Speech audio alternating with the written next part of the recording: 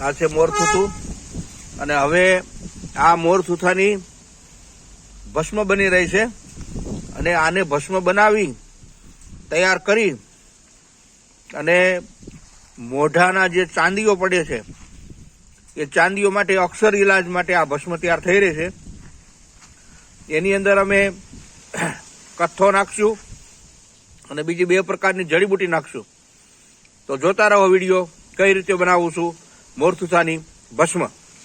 આજે મોરથૂથાની ભસ્મ તૈયાર થઈ ગઈ છે, જે અત્યારે કમ્પ્લીટ મોરથૂથાની ભસ્મ કમ્પ્લીટ થઈ ગઈ છે, આપ જોઈ શકો છો. અને આ ભસ્મથી હવે આપણે ફક્ત ને ફક્ત જેને મોઢાની અંદર પિત્ત પ્રકૃતિના કારણે, વાયુ પ્રકૃતિના કારણે કે કેન્સરની જે ચાંદીઓ પડી હોય એ ચાંદી માટે, મોઢાના ચાંદીઓ માટે અક્ષર ઇલાજ આ ભસ્મ તૈયાર કરે છે. આની અંદર કથ્થાનો પાવડર નાખવામાં આવશે અને એક જડીબુટી નાખવાની તૈયાર કરવામાં આવશે.